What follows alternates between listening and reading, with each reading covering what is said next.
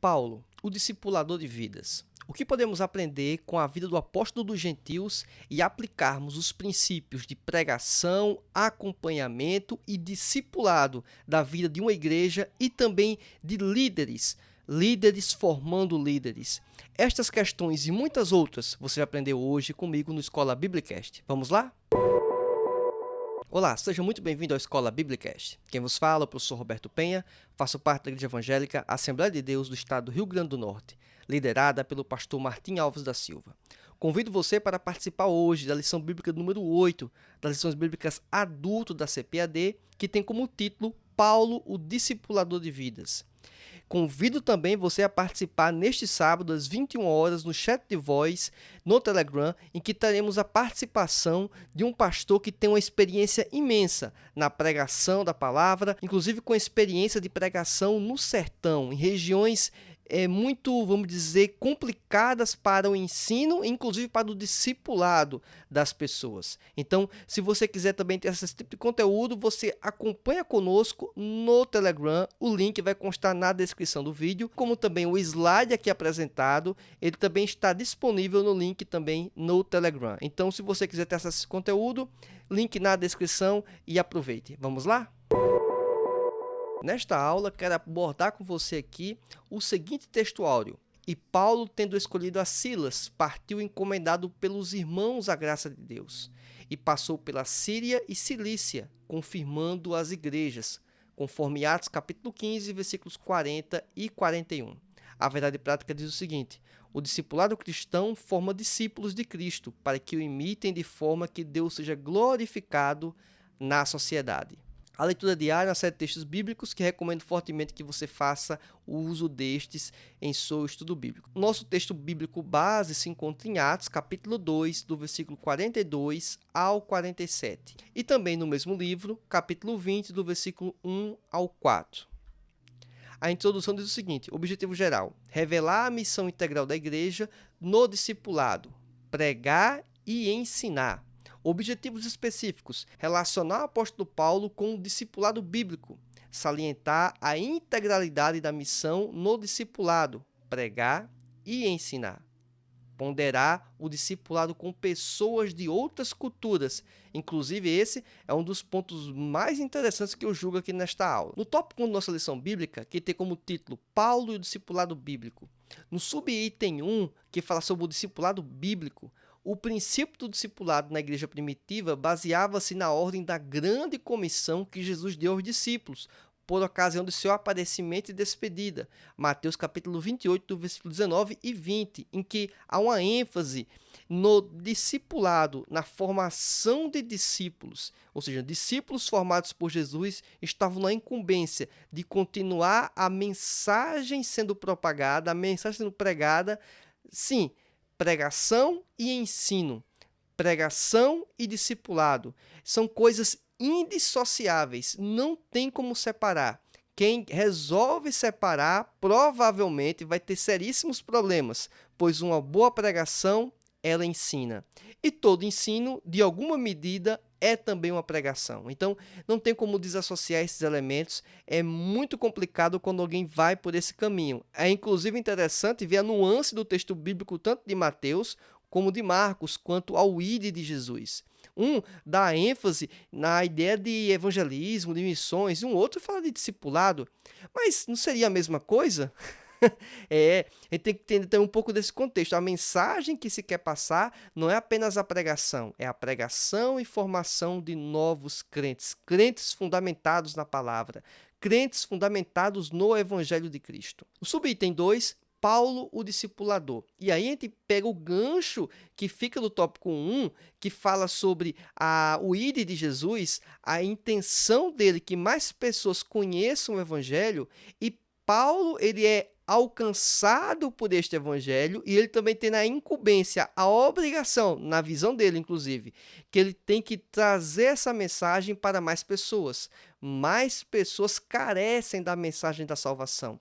E Paulo não é apenas um pregador, Paulo não é apenas um pastor, Paulo também é um discipulador. E, na verdade, se formos pensar um pouco mais, não tem como alguém ser seriamente um pastor se não for, de fato, um discipulador. Porque pastor, ele vai ter apenas que não só ensinar, mas ele também tem que viver, ele também tem que dar exemplo, ele também tem que acompanhar. Por isso que ser pastor não é para qualquer um. É muita responsabilidade, muita atribuição e tem que ter uma vocação para isso, principalmente isso, a vocação. Então, Paulo integrava o ensino das Escrituras com o discipulado. Não tem como deixar essa coisa separada. Ele instruía os demais irmãos, não apenas com palavras, mas com exemplo. Isso é muito importante. Não adianta ter ortodoxia, ter a conduta correta sendo mencionada, a conduta correta, a doutrina bíblica sendo exposta, mas faltando com a prática dela. Então, a ideia da ortopraxia, da prática correta, é fundamental. No subitem 3, temos aqui a metodologia de Paulo para o discipulado. A gente percebe que Paulo, ele tinha o caráter de pregador, ele pregava, ele formava um grupo de crentes quando chegava em determinada região, ou seja, ele mencionava a palavra, pessoas se convertiam e a partir desse momento, quando se criava uma comunidade, ele passava um tempo instruindo essas pessoas, ele identificava líderes, pessoas que poderiam ser instrumentos capacitados por Deus para a continuidade daquela obra, eles os comissionava para aquela missão e ele já partia para uma outra região, para uma outra cidade, buscando trazer mais pessoas para o evangelho. Então, ele tinha a capacidade de formar aquele grupo inicial, ele também tinha a capacidade de formar novos líderes, ele tinha a capacidade, inclusive, de deixar esses líderes andarem com suas próprias pernas. Talvez uma pessoa com a mente muito pequena, fechada, o qual não queria deixar o espaço para novas lideranças, ele queria talvez ficar num lugar apenas, e ficaria naquele lugar isolado, tentando conduzir aquela comunidade. É algo que pode ser proveitoso? É, mas poderia deixar muito a dever do que poderia ser feito. E Paulo, ele identificou a caminhada dele, identificou o objetivo dele e ele perseguiu isso. E ele não tinha essa vaidade de querer permanecer em um único lugar, conduzindo aquele rebanho, não. Ele formava líderes, ele deixava aquele grupo e já partia para uma outra comunidade. Ou formar uma outra comunidade. Ele também instruiu os crentes e os líderes à distância, por meio de cartas. As cartas do apóstolo Paulo, se formos observar, elas são muitas vezes, inclusive, reações, não são condutas proativas do apóstolo, mas condutas em virtude de uma ação que ocorreu por meio dos crentes em um determinado lugar. Ele tinha ciência, ele era questionado, ele era indagado e ele dava um direcionamento a respeito disso, tá certo? Então, se formos observar, Paulo, de alguma forma, até destaquei aqui, ele replicou parte da metodologia de Jesus. Porque o que Jesus fez? Ele trazia pessoas para o seu convívio, que eram os discípulos com maior proximidade, pessoas que faziam parte daquele grupo que inicialmente foi impactado pela mensagem do Evangelho. Ele selecionava um grupo, ele capacitou aquele grupo e, ao se despedir, ao deixar aqui a humanidade como homem, como pessoa física, vamos dizer assim, ele deixou este grupo preparado para a continuidade da obra. E, de alguma forma, esse próprio Cristo disse que estaria conosco, estaria com aqueles discípulos até a consumação dos séculos, e que enviaria o Consolador, aquele que também nos instruiria na verdade, que é o Espírito Santo dele. E o Espírito Santo de Deus está conosco. Então, de alguma forma, podemos observar que o que o Paulo tenta fazer é uma espécie de replicação do que Jesus fez. Jesus, ele trouxe as pessoas para o convívio com Deus, inclusive ele sendo o próprio Deus. Ele, ao trazer essas pessoas para a mensagem de Deus, a mensagem dele, que era o próprio Deus encarnado, ele permitiu que algumas daquelas pessoas se tornassem líderes e fossem os principais divulgadores da mensagem do Evangelho. Paulo, ele fez isso com algumas pessoas, comissionou elas na direção, na propagação da palavra em determinadas regiões. Mas ele, de forma alguma, os desamparou. Aquilo que estava ao alcance dele, ele fez. Lógico, não tem como comparar Paulo com Jesus. Não tem como comparar Paulo com a obra de Deus, do que ele pode fazer, mas Paulo foi um instrumento de Deus e aquilo que esteve ao alcance dele, ele não deixou de fazer e fez isso em prol do reino de Deus e não em prol aí de algum elemento particular. Isso é muito importante destacar. Aqui eu quero levantar com você algumas questões que são muito importantes. Eu poderia ter feito, inclusive, isso no meio da aula, no final, no início. Então, assim, você como professor de escola dominical, fique à vontade de saber qual o melhor momento de você talvez levantar essas questões. E porque a gente tem que pensar um pouco essas questões ao discutir esta aula. É porque se vamos falar sobre discipulado, temos que entender quais são os principais desafios, os principais problemas para o discipulado cristão. Primeiro deles, eu quero destacar a ausência de comprometimento da igreja como instituição nesse propósito. Ou seja, a formação de novos discipuladores. Será que a igreja tem interesse nisso? Como a igreja investe nisso? A igreja tem despendido tempo, e quando eu falo igreja aqui, basicamente é a alta liderança da igreja, que vai dar provavelmente esses direcionamentos. Então, um problema para o discipulado é quando a igreja não tem esse comprometimento. Um outro elemento também importante é quando os discipuladores, ou aqueles que querem ser discipuladores, eles não possuem conhecimento bíblico suficiente. Então, eles têm que ter conhecimento bíblico adequado, minimamente aceitável para a propagação da mensagem. Olha que eu nem coloquei aqui, que poderia também ser um elemento importante, e é inclusive importante, o testemunho, a vida, a prática daquela pessoa. Mas antes de ter a prática, é necessário ter o conhecimento. Alguns pecam já no campo do conhecimento, no campo de entender quais são as verdades. A partir do momento que a pessoa não conhece nem sequer as verdades básicas, como essa pessoa vai poder ser um discipulador sério, um discipulador que vai trazer frutos para o reino? Então, se falta esse elemento, provavelmente vai haver equívocos, vai ocorrer equívocos quanto a esta conduta dessa pessoa na prática. Então, o conhecimento básico é essencial para que possibilite, não quer dizer que vai ocorrer sempre, mas que haja margem para a vida mais adequada, para a vida dentro dos princípios que o Senhor estabeleceu. Mas para isso, precisa ter conhecimento. Então, a má formação de líderes também é outra questão. Líderes com má formação certamente vai contribuir para igrejas deficientes, igrejas que não vão atender o chamado do próprio Cristo, porque a formação do líder maior, ela ficou capenga, ela ficou fraca, e isso vai trazer consequências para a igreja como um todo, tá certo? Outro elemento também que é um fator limitante, e aí sim é um desafio, é a ausência de recursos financeiros, ou, se não for ausência, pelo menos limitações de recursos financeiros. A partir do momento que existe a limitação, a igreja tem pouco poder, ou diminui o poder dela de atuação na propagação do discipulado, do ensino. Uma escola dominical, com a estrutura mínima necessária, um incentivo a uma escola teológica, por exemplo. Ou seja, tudo isso fica muito complicado quando não se tem recurso financeiro. Então, o recurso financeiro, ele não é o elemento que toca tudo. Não, não é isso. Mas ele é um insumo importante que não podemos desconsiderar.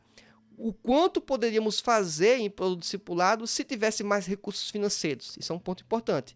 É material humano, mas também material físico, material financeiro. Isso aí também tem que ser levado em conta nesse quesito. Bem, a perseguição também religiosa é um outro fator. Essa perseguição pode ocorrer talvez em alguma comunidade, em alguns lugares, até mesmo um país inteiro.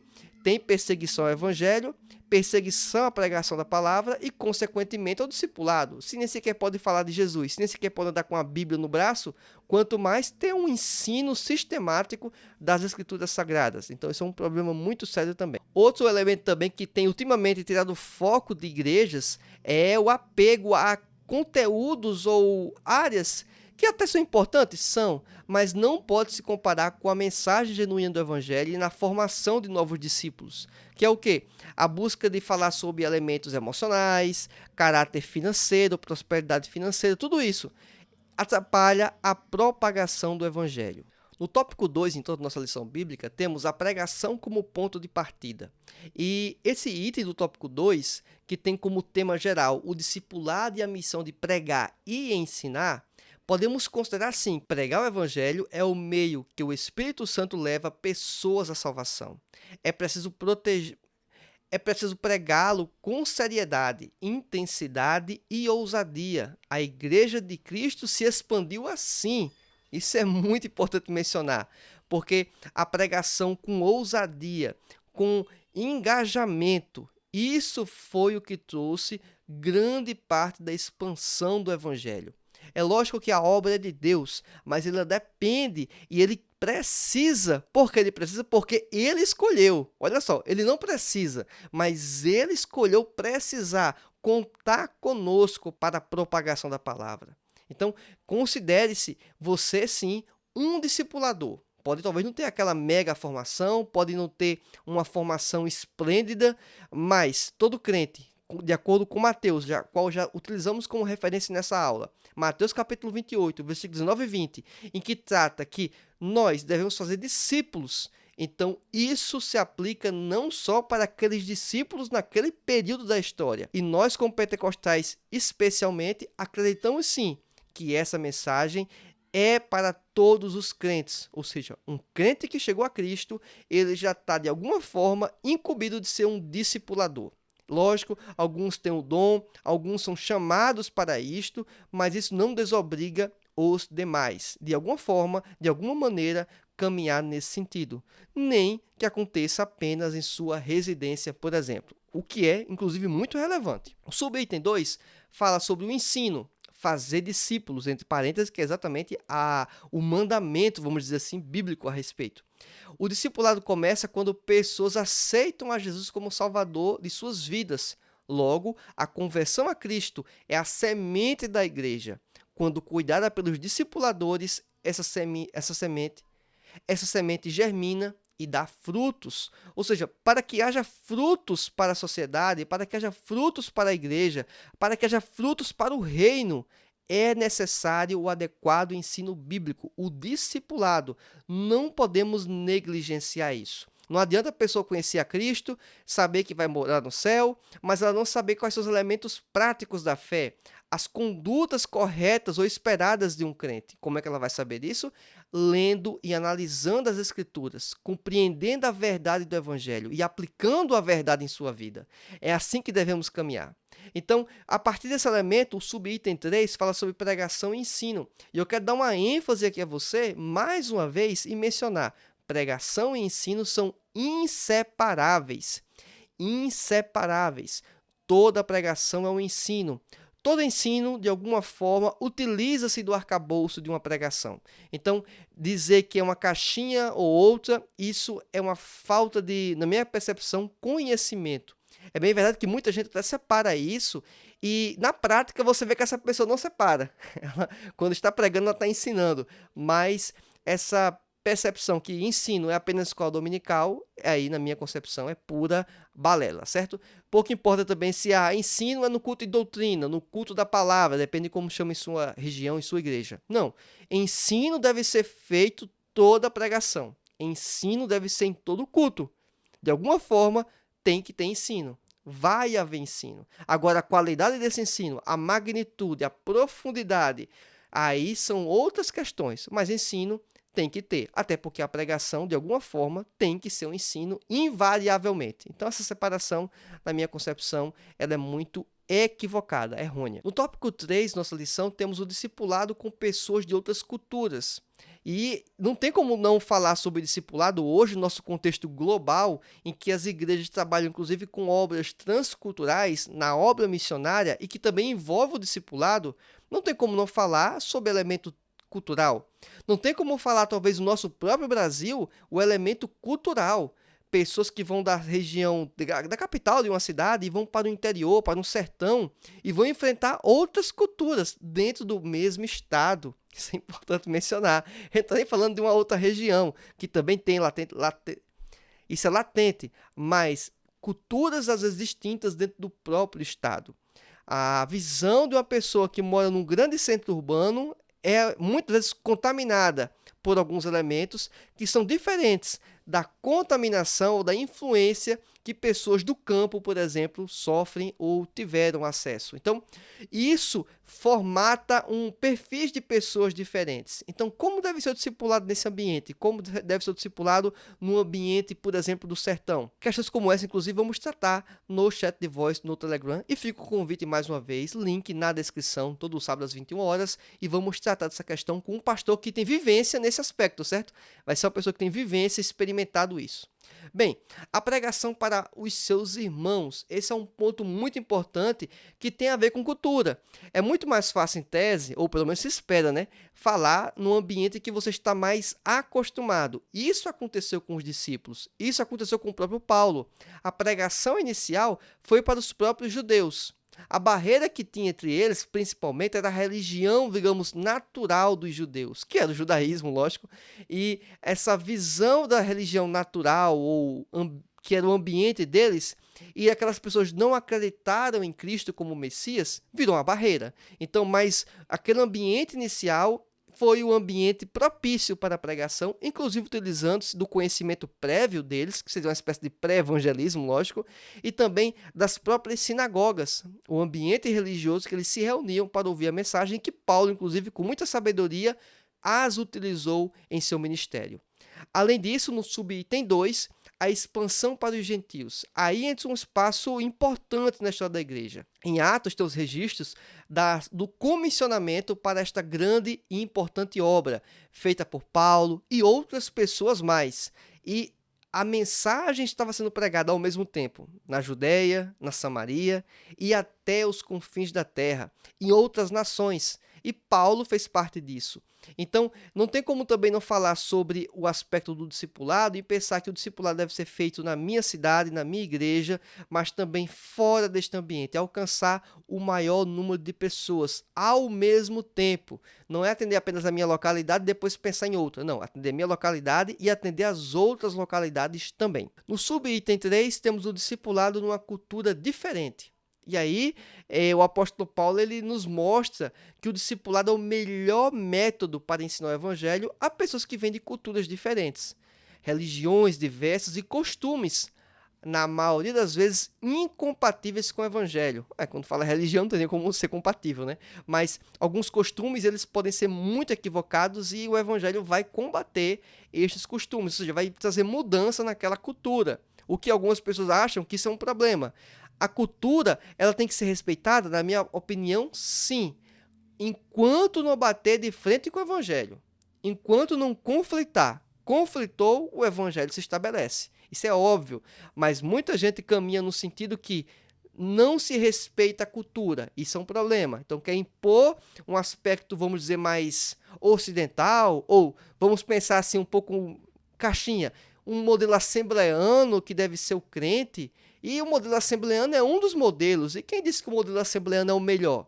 Quem disse que o pentecostalismo é a melhor alternativa de pensamento teológico? A gente tem que ter muito cuidado com isso. Eu acredito dessa forma, mas eu vou pregar essa mensagem para essa pessoa ou vou pregar Cristo crucificado, que ele morreu, ressuscitou e vai voltar para resgatar a igreja? Eu tenho que saber diferenciar aquilo que é principal, é essencial na pregação e aquilo que é secundário. Até isso o discipulador tem que ter uma noção.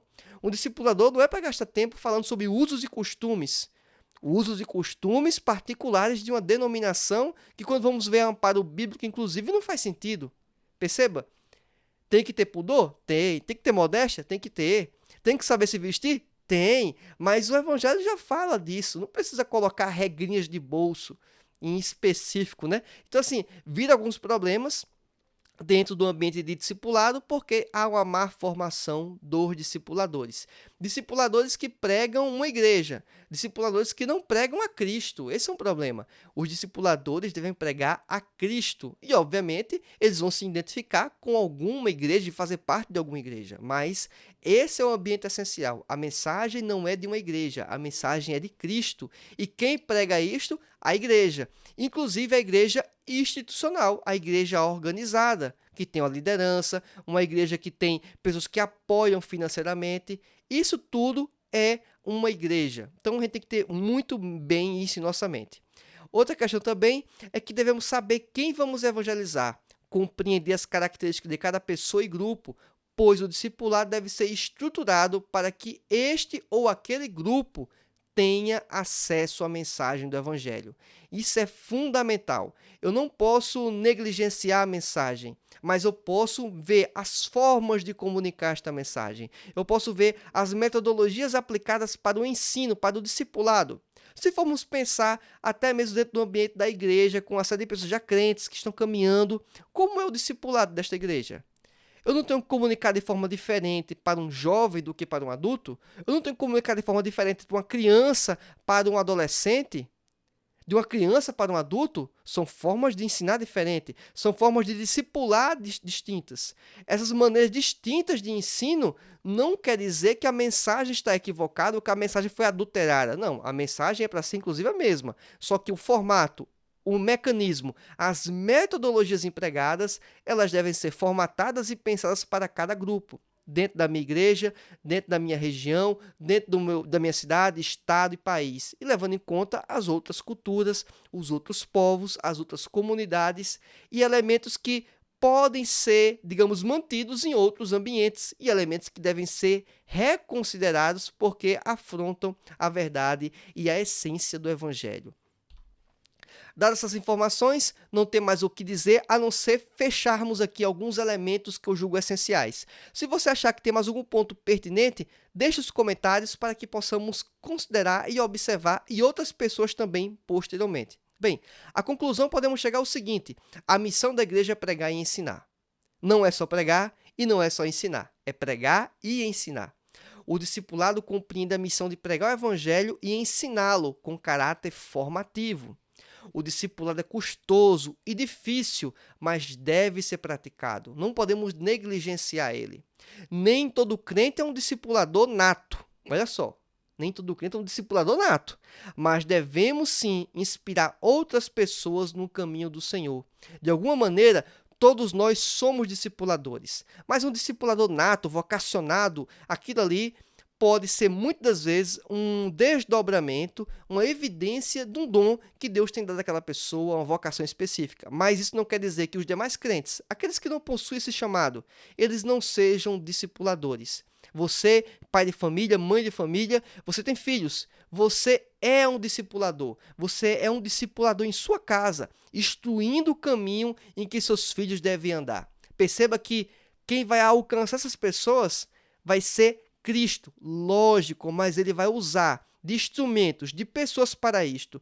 E o primeiro ambiente em que ele espera que isso ocorra é dentro das famílias, dentro dos lares, contando com os pais que possuem o conhecimento bíblico, que possuem o conhecimento da verdade e vão expor aos seus filhos desde sua tenra infância, desde a sua meninice, para que sejam adultos que façam a diferença para o mundo, para a sociedade, para a igreja, e que sejam homens e mulheres tementes ao Senhor.